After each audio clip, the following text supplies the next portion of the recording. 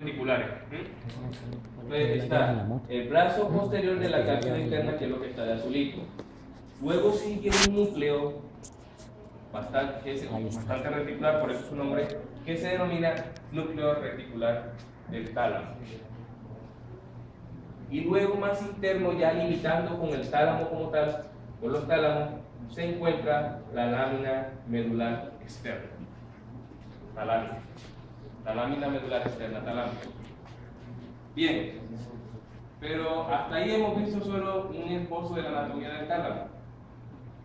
Si yo cojo este tálamo, bueno, se me olvidó un pedacito. Aquellos que tienen la adherencia intertalámica, vamos a encontrar un par de núcleos que son los núcleos de la línea media talámica. Los núcleos de la línea media talámica. Bien, si yo cojo el tálamo y le doy la vuelta de 180 grados, voy a tener lo siguiente. Y es esta imagen de aquí. Hasta ahora vamos en un aspecto anatómico, pero para que me entiendan mejor después. Listo. Encontramos eso. Volteamos y vemos que el tálamo, entonces esta sería la parte dorsal y esta sería la parte ventral. Porque lo volteé 180 grados. ¿Me entendiste? Ahí adentro. Listo. Quedaría la parte dorsal y la parte ventral. La parte dorsal talámica tiene tres grandes núcleos. Uno que es el núcleo lateral dorsal, el núcleo lateral posterior y el núcleo pulvinar. Pulvinar significa almohada. Por eso el tálamo significa cama. Porque este núcleo realmente termina como especie de una almohadita. Él termina así en un giro, que parece una almohadita. Entonces, ustedes pueden ya de ahora en adelante decir, vamos a jugar a los pulvinazos, ya que saben bastante anatomía. Entonces, vamos a jugar a los pulvinazos. Entonces, el núcleo pulvinar. Eso es la parte dorsal. En la parte ventral, entonces tenemos que se divide también en tres grandes núcleos. Está el núcleo ventral anterior talámico, está el núcleo ventral lateral talámico que se divide en su región anterior y posterior, y está el núcleo ventral posterior talámico que se divide en sus regiones lateral y medial. Hasta ahí, claro. Lo veo como callado, por fin. Sin celular y sin nada, qué bueno. Ahora, hay unos núcleos que están por delante, que están adheridos al núcleo ventral posterior del tálamo, pero por fuera de este, que se denominan núcleos paratalámicos. Esos núcleos paratalámicos son el núcleo geniculado medial y el núcleo geniculado lateral. ¿Bien? Muy bien, dime. ¿Alguien me va a preguntar? Si yo veo esto ya en forma de vías, tenemos lo siguiente. Entonces empezamos a mezclar un poco la fisiología. Tenemos que, en primer lugar, los núcleos reticulares, por ejemplo. El núcleo reticular, recuerden el núcleo reticular, aquel que está limitando entre el amarillo, entre el rojo y el azul, para que se ubiquen. Los núcleos reticulares, entonces tienen unas aferencias que vienen de la corteza, pero también tienen unas eferencias que vienen del tálamo como tal. Es decir, el tálamo envía eferencias hacia el núcleo reticular y la corteza envía eferencias sobre el núcleo reticular. Eso va en doble sentido, en doble vía, es decir, son vías mixtas, tanto aferentes como eferentes. Podemos decir entonces que hay vías corticotalámicas o tálamo-corticales. ¿Qué? ¿O no me han entendido ese pedacito? Si no lo han entendido, díganme, porque después me dicen, profesor, es que no entendí. ¿No entienden de verdad? Díganme lo que yo. No problema, aquí podemos durar las otras 3 semanas dando. A ese pedacito nomás. Le falta todavía límbico, hipotálamo, límbico, tronco encefálico. Entonces, Bien, los núcleos intralaminares, así como los núcleos de la línea media, ¿recuerdan de los intralaminares? ¿Cuáles son los intralaminares? No, sí, los que bajan. Sí. ¿Cuáles son los núcleos intralaminares? ¿El qué? Parafascicular y el centromediano. Los núcleos intralaminares, así como los de la línea media que están al ladito de la adherencia intertalámica, tienen una aferencia de la formación reticular del tronco del encéfalo y tienen una eferencia de la corteza, hacia la corteza, hacia el cuerpo, de la corteza, del cuerpo estriado, del hipotálamo y del resto del núcleo talámico. Señorita, ¿fibra motora de qué? No pregunto. No, bien. Sí. A ver.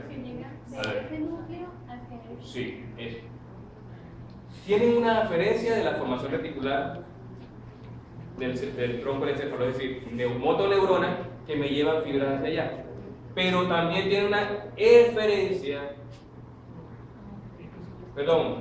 fibras sensoriales que me llevan información hasta aquí. Sí, aferencia.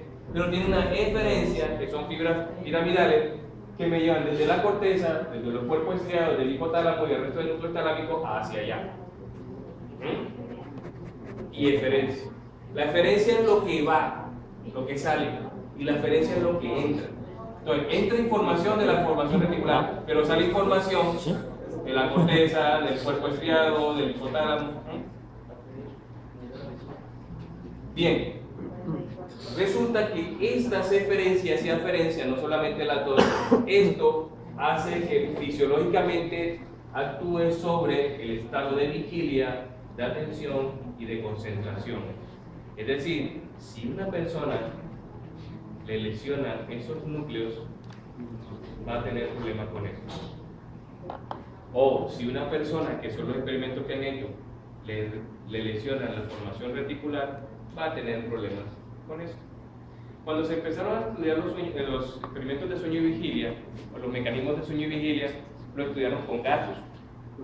Recordemos que un gato duerme hasta que le da sueño otra vez. Sí. No recuerdo el nombre ahora de los científicos que cogió a un grupo de gatos, cogió muy poquito, 2 o 3 gatos que cogió en ese entonces, y les lesionó el tronco del encéfalo. Lo lesionó en diferentes puntos.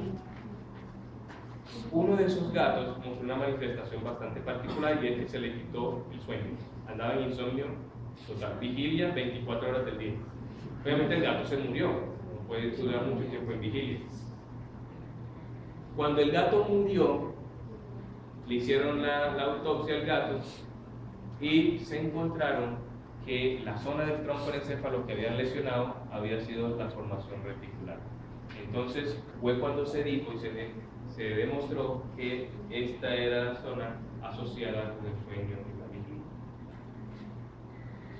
Por otro lado, los núcleos como el ventral anterior, el lateral y el posterior, así como algunos núcleos inespecíficos que se pueden encontrar en el tálamo, tienen que ver con sensaciones somestésicas, es decir, lo que nuestro medio nos aporta. Sensaciones que nuestro medio nos aporta y después mandamos frente a ellas respuestas. Bien, y que tienen eferencias sobre áreas corticales. Es decir, mandan reacciones o mandan de esos estímulos que le lleguen, mandan respuestas hacia áreas corticales. Entonces podemos sentir frío, podemos sentir calor, podemos sentir la presión, el tacto y demás, porque esos núcleos específicos están trabajando sobre áreas corticales. Bien, ¿a qué hora termina esto? ¿A las 5? 3. A las 5, 3. Bien, esto fisiológicamente se define aquí, en este paso.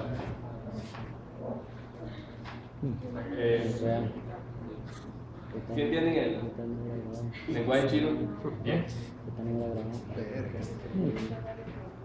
Desde el punto de vista fisiológico, Digamos que algunas porciones son de tipo, o algunas vías son de tipo sensitivo y otras vías son de tipo motor. Tiene que ver con manejo de tipo motor, de los fenómenos motores. Lo particular es que muchos de ellos, la gran mayoría, están mediados por los núcleos ventrales talámicos. Por ejemplo, las vías espinotalámicas, la vía espinotalámica que maneja las sensaciones de dolor, temperatura, tacto grueso, presión, esas vías tienen aferencias. Es decir, cuando yo hablo de aferencia, ¿qué significa? Que envían señales. Esas vías tienen aferencia por un núcleo que es el núcleo ventral posterior, región lateral del tálamo. ¿Ah? No, ventral lateral. El núcleo ventral lateral del tálamo y sale de la vía espinotalámica anterior.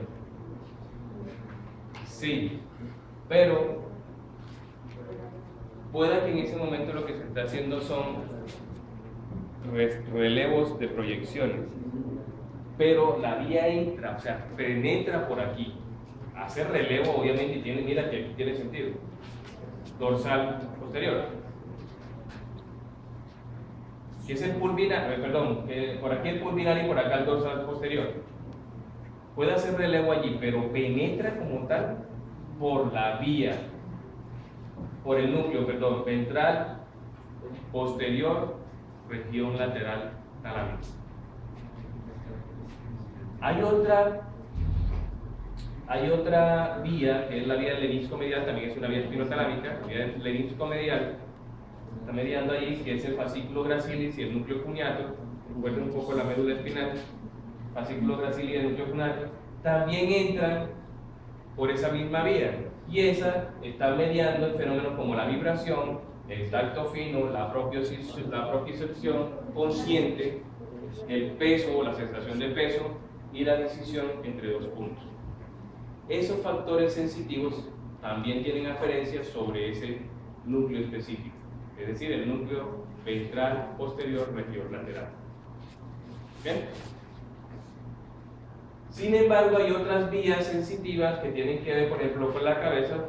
Me refiero a cabeza, me refiero a todo lo externo, tanto cuero cabelludo como cráneo y demás, sensaciones de terminaciones nerviosas a nivel de dermis y epidermis, que pueden manejar, por ejemplo, fenómenos de dolor, temperatura o tacto fino. El tacto fino es cuando alguien lo acaricia, tiene esta sensación. Esa tiene una vía aferente también que entra por o penetra por el núcleo ventral posterior, región medial. Así como también aferencias que vienen del núcleo solitario, que tienen que ver con el gusto y penetran por esa región.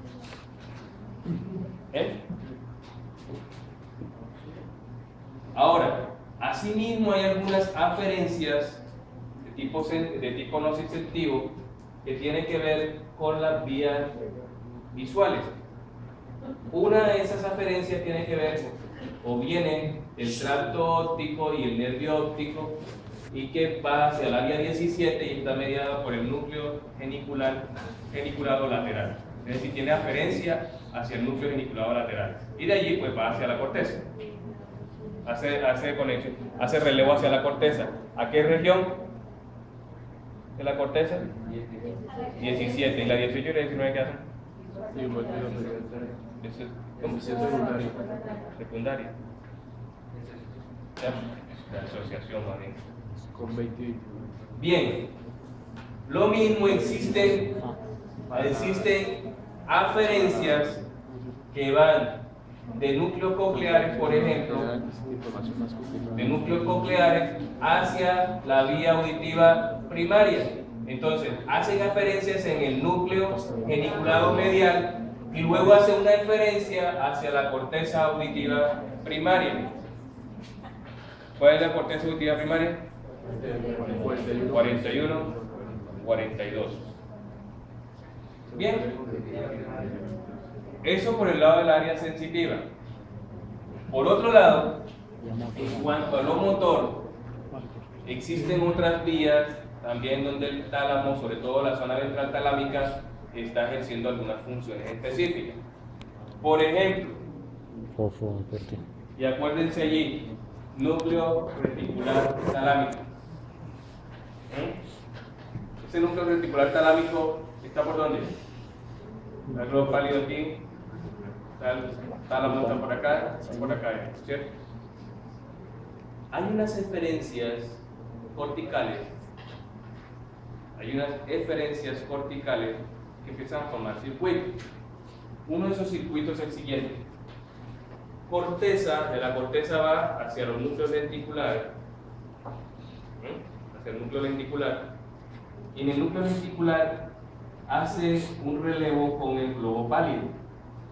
Del globo pálido salen aferencias hacia dos vías, una que es la vía ventral anterior y otra que es la vía